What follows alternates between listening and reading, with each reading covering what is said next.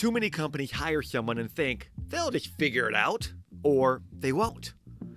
With the job market that we're in and the hiring process that many companies are dealing with, including most of you cannot leave it to chance that this very special person that you've spent your time, energy, and money to hire will just figure it out. Welcome to the Contributor Wednesday series on the Bridge the Gap Network. Each week, you'll hear from a thought leader discussing topics that are relevant and impactful to the senior living industry. Welcome to Bridge the Gap Contributor Wednesday. I'm Chris Heinz. I am back to continue our discussion on recruitment, team building, and mindset. In today's episode, I want to shift course just a bit. In the past two episodes, we have discussed creating better stories to improve your recruiting efforts. And then last month, we discussed speeding up the hiring process to give you the best chance to get the candidate you want to hire. And at the end of each of those episodes, I left you with a short mindset moment, from creating a BHAG to creating a growth mindset. Today, I'm going to first complete our discussion on effective onboarding that we started in the last episode. And then I want to shift to a little longer mindset moment that will be the hopeful creation of a movement. Let's jump back into effective onboarding, shall we? Let me ask, when does the new employee's onboarding process begin? The answer is simple: the moment they accept the offer. The fact is, if handled poorly, the transition period from when they accept to when they are intended to start can make the difference in them actually starting. You need to ensure that they have emotionally disconnected from their current company and then emotionally connect with your team and your company. Now, when we work with our client companies to help them fill critical searches, we work very closely with both the hiring manager and candidate to minimize these risks. And unfortunately, the risks are aplenty. From the candidate accepting a counteroffer and staying with their current company, to them accepting another offer from another company entirely. Now, in much of the professional world, the typical notice time frame is 2 weeks. But in our senior living world, it's traditionally 30 days. So we have twice the length of potential anxious moments during this time. There are several things that you can do to minimize the chance of your new employee not starting when intended. The first is to have a conversation with them about the likelihood that they will receive a counteroffer.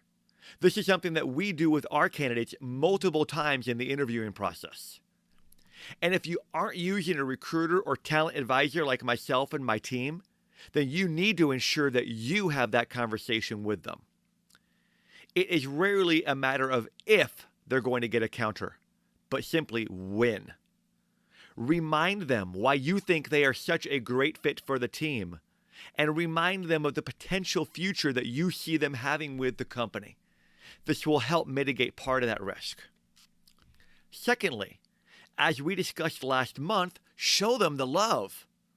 Send them a congratulations gift, whether it be company swag, flowers, an edible arrangement, heck, an Omaha steak package.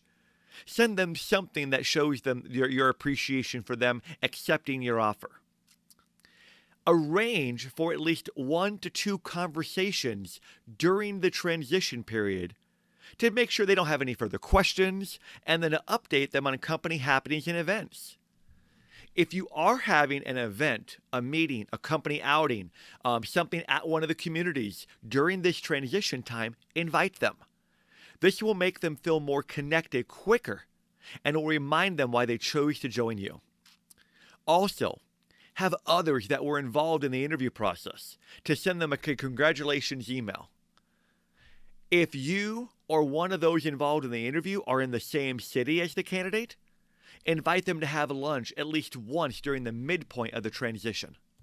All of these suggestions will significantly increase the likelihood that they will actually show up on day one. And they'll help mitigate the risk of a boomerang. No, I'm not talking about the Australian toy that you'd throw in the air thinking it would come back to you. And I don't know about you, but it never came back to me when I tried throwing it. Sorry, Mom, for breaking that window. But the concept of the boomerang is the same. You've done everything right during the transition, you've shown them the love, and they've actually started with you. But during the next 30 to 60 days is critical. They are the new kid. They don't know where things are. They don't know how everything is done at the company. They don't know who the company jerk is yet. And let's face it, we all have one. While they are doing the job that they have been hired to do, they aren't fully integrated into the company. This is when the former boss or a former team member reaches out just to see how things are going, see how the new gig is going, and that everything is what they thought it would be.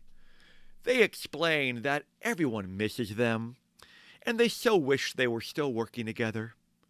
They say in a sad and somber tone, as if they wish they could turn back the clock, and they were still together like the good old days. Bam! They boomerang back to their previous company. Help mitigate that with some of these suggestions. This brings us to the first 90 days on the job. If at all possible, be there with them on their first day. If not you, ensure that they have an ambassador that will be with them during that day and will be there to answer their questions. Set up to have meaningful meetings with them on that first day, or worst case by their second day, so that you could give them a big picture overview of the company and your team's goals along with how they will contribute to them. Develop a go-to list of employees that this employee will know to go to with those frequently asked questions. Make sure to introduce them to the staff in a fun and meaningful way. If they are in a community and they have a desk, have company branded gifts waiting for them on their desk. Even have a plant there. If they are remote, have that welcome packet to them on that very first day. It is a heartwarming thing when they get a ring at their doorbell with a gift from you on that first day. Have somebody, if not yourself, take them to lunch on that first day. This removes one of the biggest awkward moments of a newbie's first day, where to go to lunch. Next, schedule 15-minute meetings with them weekly during their first month, and then monthly for their first 6 months, just to see how things are going, answer any questions that they have. Assign a mentor to them to show them the ropes. Make sure to assign meaningful tasks to them during their first week, instead of throwing a 500-page manual at them or a couple videos to watch. Provide safe ways for them to ask you questions. During their first month, ensure that they have a sit-down with each of the people within their department, and then schedule a meeting with yourself to reinforce the company culture and the communication styles that work best for both of you. Just think, the last job that you had that you left, if some of these things were done early during your tenure, how would that have impacted you? My belief is tremendously, and that's why we suggest these things to our clients, and that's why I'm suggesting them to you. Too many companies hire someone and think they'll just figure it out, or they won't. With the job market that we're in and the hiring process that many companies are dealing with, including most of you, you cannot leave it to chance that this very special person that you have spent your time, energy, and money to hire will just figure it out. Now, while I could go on and on about all the things that you can do to ensure your hire feels supported and loved, I think you've gotten the point. Now, I'd like to shift to our mindset moment. And this month, I'm changing it to our mindset movement. I want to talk to you about something that will not, I will repeat, will not have an immediate impact on filling your openings. What I want to talk about is something that will help you, your counterparts at other companies, The sales professionals that work to attract residents, the investors. Simply put, it will help everyone in the senior living industry. No, it is not a super secret job posting, nor the perfect algorithm to magically create all of the team members that you need. But if we all get on board with this one thing, long term, it will have a significant impact. What am I talking about, you ask? Be an industry champion. You might be asking yourself, what the heck are you talking about, Chris, be an industry champion? I'm a sales director. I'm a regional director of operations. I'm a VP. The fact is, we all have the ability, I should say, the privilege to share the incredible stories of this industry. The fact is, our industry has taken a beating over the last couple of years.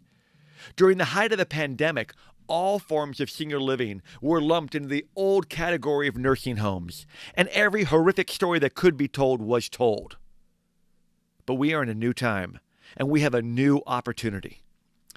Again, this is not a short-term process. You will not gain immediate respect, notoriety, or even applause for this. But over time, you will help those considering coming into the workforce to see senior living as a great career. Over time, you will help the children of potential residents see senior living communities as the right place for their aging parent.